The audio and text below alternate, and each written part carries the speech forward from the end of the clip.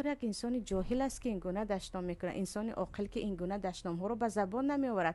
اصلا پروا نکن، به خود قبول نکن. بگو الله میگه و اعرض عن الجاهلین، من اصلا به تو برابر نیستم. در آیت دیگر حتی الله میگه و آنها سلام بگو، سلامت باشید، شما خوب هستید، در راهتانید، من در راهی. من عموما اینها را نباید ما به اهمیت گیریم. یک انسانی با سواد، یک انسانی که ما میدانیم که انسانی محترم است، اگر چیزی به ما گفت، که این گونه انسان ها تحقیر نمی کنند.